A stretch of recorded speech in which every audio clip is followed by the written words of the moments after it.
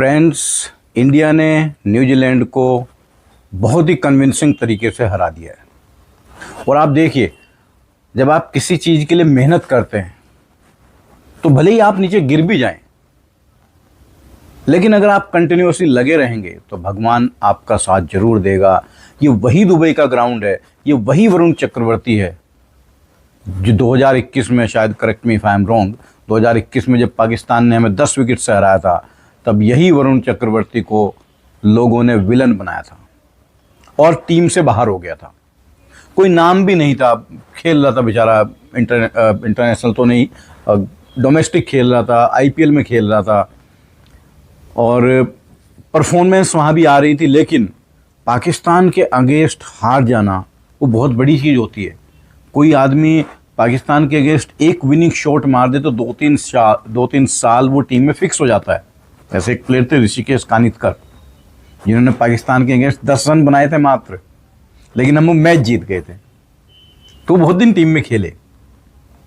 ऐसा नहीं मैं कह रहा हूँ कि उनमें पोटेंशियल नहीं था खेलने का, लेकिन ज़्यादा लंबा करियर उनका नहीं रहा। तो वरुण चक्रवर्ती लगे रहे, फिर केकेआर में गए। अब ये इनकी किस्मत है कि भाई इस टाइम जो हमारे हेड कोच हैं वो केकेआर को भी कोचिंग करते थे, और देखो थोड़ा बहुत तो लाइकिंग डिसलाइकिंग रहती है। उन्होंने वरुण चक्रवर्ती को फिर से पिक किया और वरुण चक्रवर्ती ने कल फिर न्यूजीलैंड को जो अपनी फिरकी में उलझाया। क्योंकि देखिए, मिस्ट्री बॉलर है। उस दिन जब 2021 में हम पाकिस्तान से हारे थे, बॉलर अकेला वरुण चक्रवर्ती थोड़ा ही था हमारे पास, भुवनेश भी था और भी स्पिनर थे। अब जहां ड्यू इतनी ज़्यादा आ जाए तो वहां पर बॉल ग्रिप भी नहीं होती है।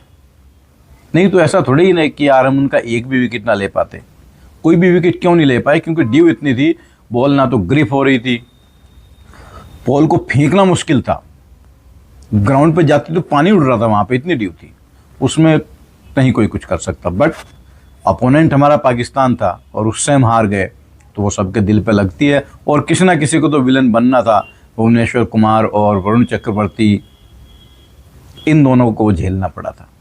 बट आज देखिए जिस तरीके से इंग्लैंड के अगेंस्ट इनका कमबैक हुआ T20 में, फिर वनडे में मैंने पहले भी ये बात बताई थी कि जो मिस्ट्री बॉलर होते हैं इनको बहुत लॉन्गर फॉर्मेट नहीं खिलाने चाहिए, और वरुण चक्रवर्ती को भी थोड़ा ग्रूम करो वनडे के लिए, बिकॉज T20 में तो एकदम परफेक्ट है ये मिस्ट्री बॉलर। वहाँ के तो वेरिएशन चाहिए होते हैं और वेरिएशन इसके पास खूब है, लेकिन जैसे लॉन्गर फॉर्मेट आता है तो वेरिएशन को अप्लाई कैसे करना है वो बहुत इंपॉर्टेंट होता है।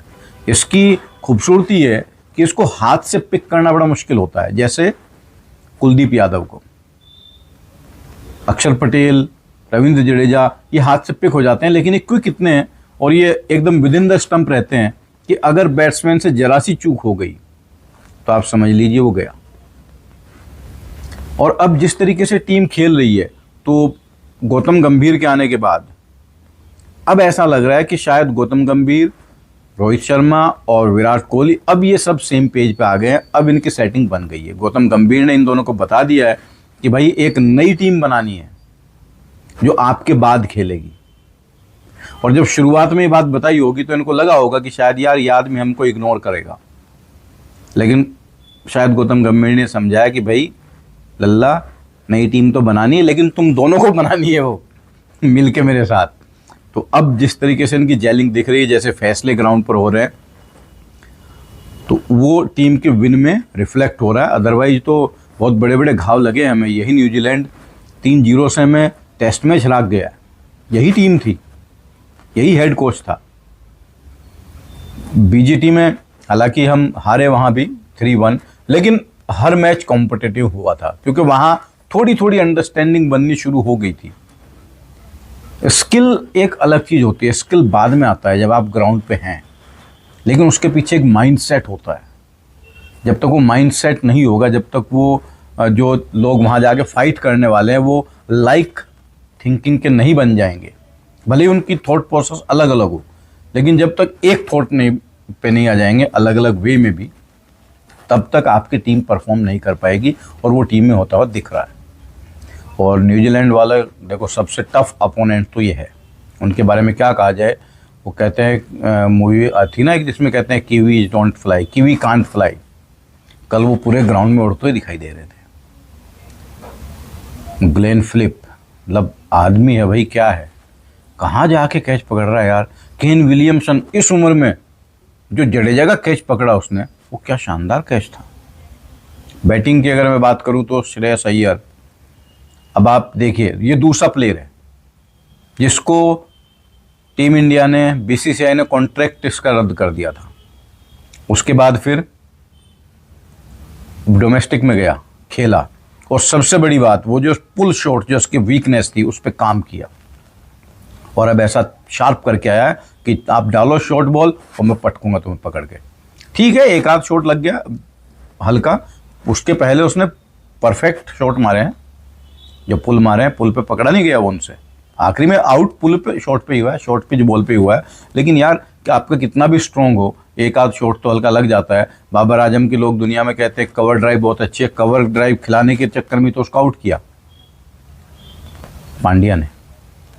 तो जहां आपके स्ट्रॉन्ग होता है, क्योंकि वहां आप इतने कॉन्फिडेंट हो जाते हैं, तो वही कई बार वीकनेस ही बन जाता है। बट श्रेयस अय्यर इस डाउन पर कमाल बैटिंग कर रहे हैं।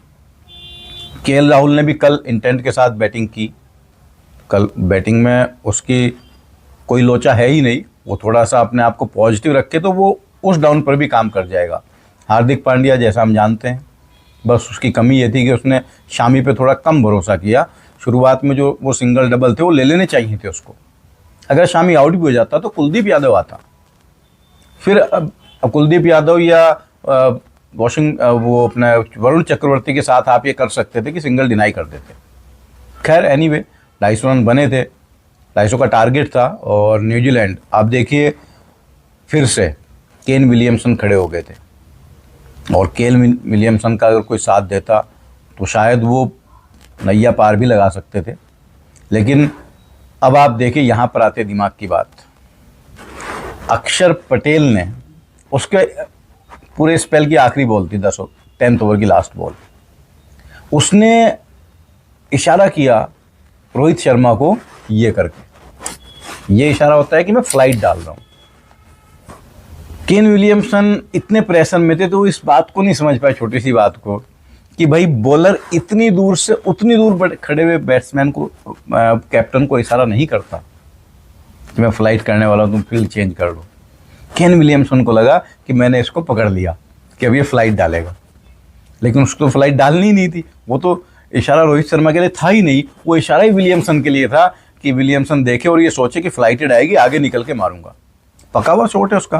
केन विलियमसन, डेरिल मिचेल दोनों ऐसे ही खेलते हैं, कवर्स के ऊपर से लॉन्ग ऑन पे या स्ट्रेट खेलते हैं आगे बढ़ के। तो उसने मारी ग्राउंड पे, जैसे वो बॉल मारता है पटकता है बॉल को, घुस गई।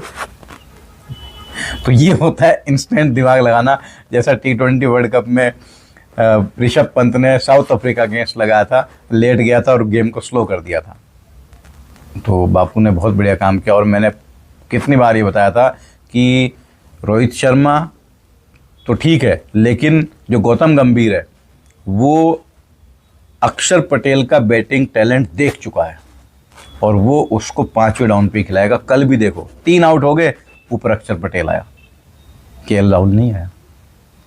भले उसको 5वें डाउन पे रखा हुआ है, लेकिन वहाँ खेलेगा अक्षर पटेल ही, क्योंकि अक्षर पटेल की बैटिंग बहुत अच्छी है। वो वी में खेलता है पूरा, उसके पास शॉट्स भी हैं। कल अपनी नेचर के अगेंस्ट खेले अक्षर पटेल भी और श्रेयस अय्यर भी, क्योंकि ज़रूरत थी वैसी। अब अगला मुकाबला ऑस्ट्रेलिया से है।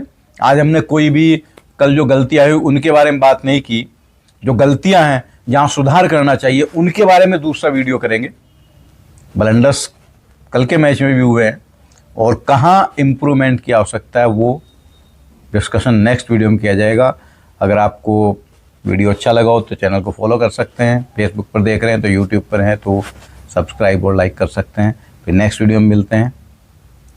टीम इंडिया के इस मैच में क्या हल्के पॉइंट रह गए उनको डिस्कस करेंगे। ओके, जय श्री राम, जय भारत, जय हिंद।